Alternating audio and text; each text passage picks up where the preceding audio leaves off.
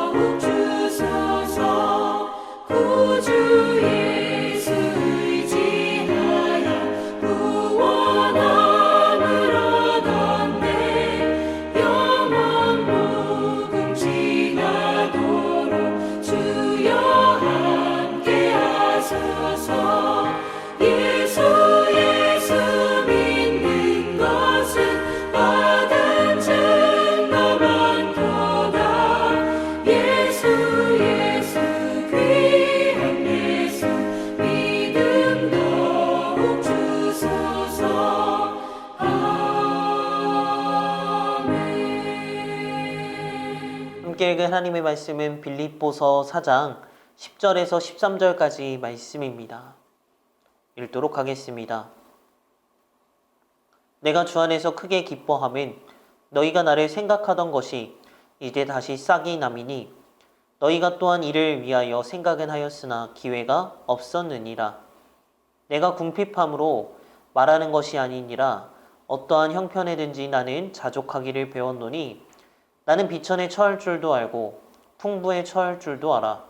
모든 일 곧 배부름과 배고픔과 풍부와 궁핍에도 처할 줄 아는 일체의 비결을 배웠노라.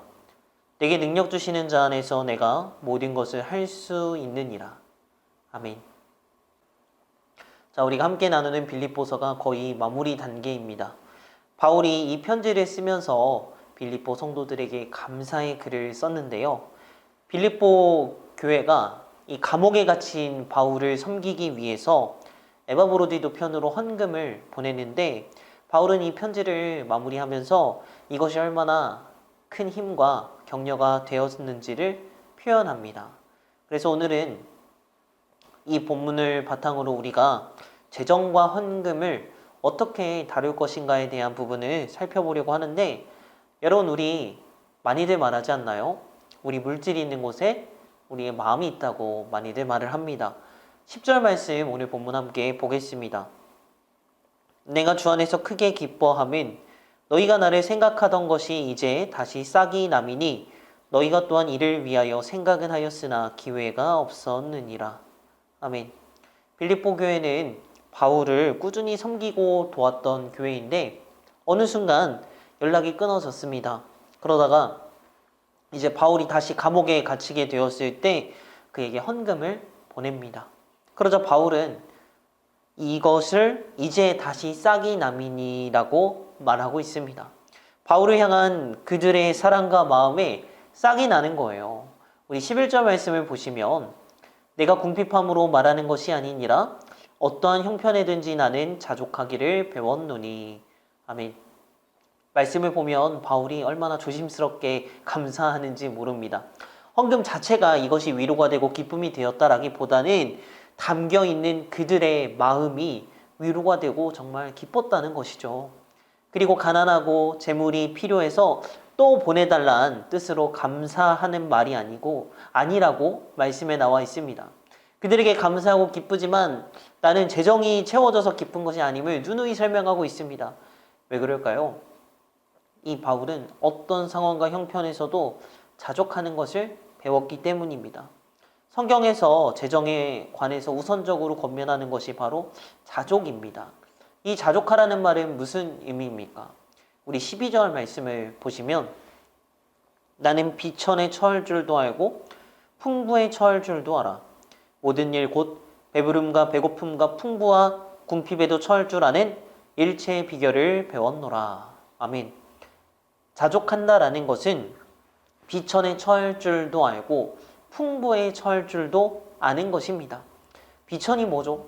가난해서 당하는 수모와 멸시를 말합니다. 많은 사람들이 가난을 싫어해요. 가난하면 사람들이 무시하고 업신여긴다고 생각하는 풍조 때문이기도 합니다. 때때로 돈이 없어져 겪는 이 수모 속에서 이것들을 잘 견뎌내는 것이 필요합니다. 또 우리는 풍부에 처할 줄도 알아야 합니다.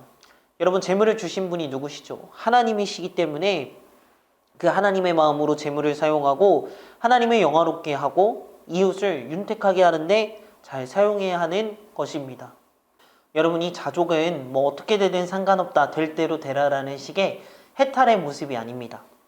하나님이 우리를 가난에 처할 줄도 알고 가난으로 인한 모멸과 업신여김에도 상처받거나 아파하지 않고 하나님의 손이 그 자리에 있는 줄 알고 기뻐하고 만족하고 하나님을 영화롭게 하는 자세를 말합니다.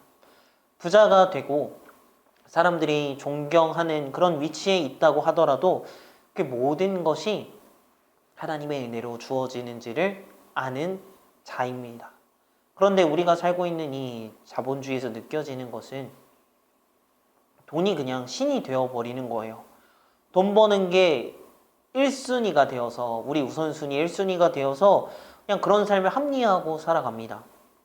이 자족을 가리키는 말씀에서 우리가 또 볼 수 있는 것은요, 12절 말씀에 풍부와 궁핍에도 처할 줄 아는 일체의 비결을 배웠노라.